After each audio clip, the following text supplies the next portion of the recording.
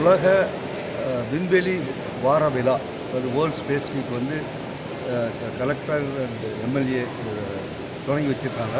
இது வந்து இன்றைக்கும் நாளைக்கும் நடைபெறும். இதில் வந்து ஸ்பேஸ் சம்மந்தமான ராக்கெட்டு, சேட்டலைட்ஸு, அது சம்மந்தமான பொருள்லாம் வந்து கண்காட்சியாக வைக்கப்பட்டிருக்கின்றன. அதை வந்து சுற்று வட்டாரத்தில் இருக்கிற எல்லா கல்லூரி பள்ளி மாணவர்கள்லாம் வந்து பார்த்து அதனோட பலன் அடைய வேண்டும்.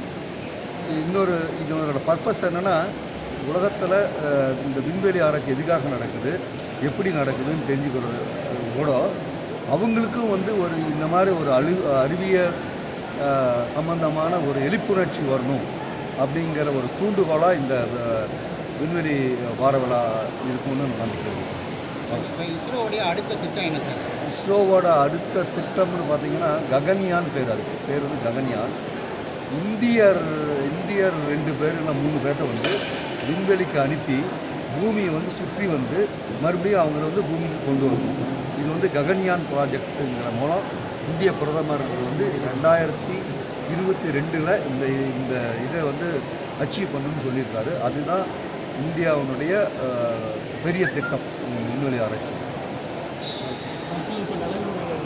ஒரு பெருமை வந்து நிலைநாட்டுறதுக்காக இந்த விண்வெளி ஆராய்ச்சியில் சந்திரனுக்கு சேட்டலைட் அனுப்புறது, செவ்வாய்க்கு அனுப்புறது, இந்த மாதிரியும் பல வகையான மல்டிபிள் அப்ளிகேஷன்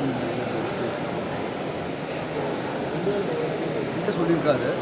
எவ்வளவோ விஷயம் இந்தியாவில் நடந்திருக்கு வரையில், எல்லாத்தையும் இந்த கம்ப்ளீட்டாக வந்து ஒரு யுனைட்டிங் த இந்தியா வந்து பண்ண முடியல. இப்போ முதன் முறையாக சந்திரயான் 2 மூலமாக ஒரு எல்லாம் இந்த பார்ட்டி கேஸ்ட்டுக்கு எந்த வித ஒரு வேறுபாடும் இல்லாமல் எல்லா இந்திய மக்களும் வந்து ஒற்றுமையாக திரளுறதுக்கு வந்து இந்த சந்திரயான் ப்ராஜெக்டும் இதோட விண்வெளி ஆராய்ச்சியும் உறுதுணையாக இருந்திருக்குன்னு அவரே சொல்லியிருக்காரு.